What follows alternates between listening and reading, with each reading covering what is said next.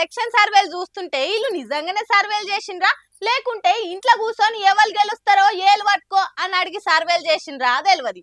అందరూ జనం నాడి మాకే తెలుసు అన్నట్టుగా బిల్డప్ ఇచ్చి సర్వేలు చేసిండ్రు. కానీ వాళ్ళంతా పోయి ఎవరిని అడిగినరో తెలియదు.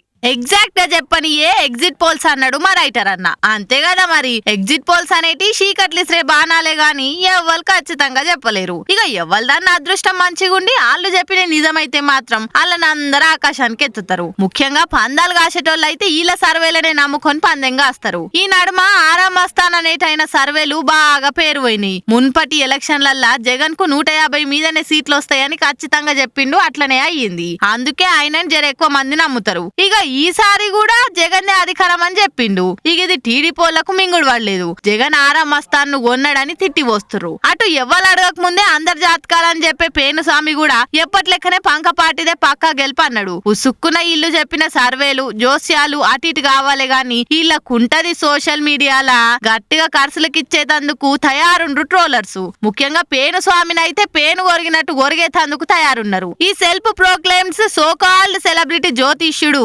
ఏది చెప్తే అది రివర్స్ అవుతుంది గీ నడుమ. అట్లనే ఈసారి కూడా జగనే వస్తాడని అంటే కూటమి గెలుపని ఆల్రెడీ ట్రోలింగ్ షురువైంది. ఇక రేపటి 11 కొట్టే వరకల్లా అస్సలు వీళ్ళ జాతకాలేంది అనేది బయటపడుతుంది. వీళ్ళు చెప్పింది జరగలేదంటే సోషల్ మీడియాలో దొరకకుండా 4 రోజులు ఎటన్నా సైలెంట్ గా జారుకునుడే బెస్ట్ ఏమో.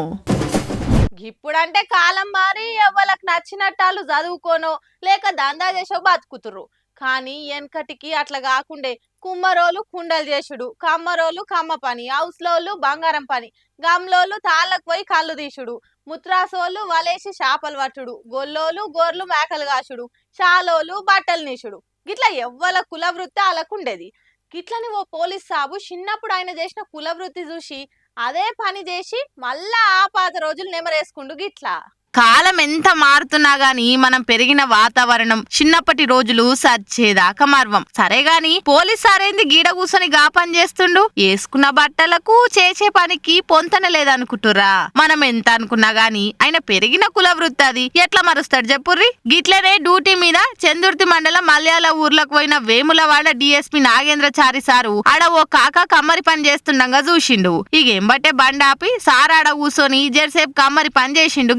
గిట్లనే ఆడ ఎవలో ఉండి కదేంది సార్ మీరు గా పని చేస్తురు మీకెట్లొచ్చు అని నోరెల్ల పెడితే ఇది నా కుల వృత్తయ్యా, మా తాతల నుంచి నాయన దాకా గీ పని చేసే మమ్మల్ని జాదిర్రు. ఇది చూడంగానే నా చిన్నప్పటి రోజులు యాదికొచ్చినాయి. అందుకే ఓ పారా పని చేయాలనిపించి కూసున్నా అని అనుకొచ్చిండు. ఇక ఆడున్నోళ్ళ దాంట్లో ఎవలో వీడియో తీసి సోషల్ మీడియాలో పెట్టేసరికి వా మీరు గ్రేట్ సార్, అంత పెద్ద పొజిషన్లు ఉన్నా కూడా కులవృత్తిని యాది మరవకుండా మీ పాత రోజులనే మరేసుకుర్రు. ఎంత పెద్ద తోపైనా పెరిగిన ఇల్లు చిన్నప్పటి రోజులు యాదొస్తే అన్ని మర్చిపోయి జరసేపు నవ్వుకుంటారు అనుకుంటా మాట్లాడుకుంటుర్రిగా. మీరు సుతా మీరు పెరిగిన రోజులు మీ తాతలు అయ్యవాళ్ళు చేసిన కులవృత్తిని మరవకుర్రి. తన కులాన్ని తాను చిన్న చూపు చూసేటోడు ఎన్నటికి బాగుపడాడు.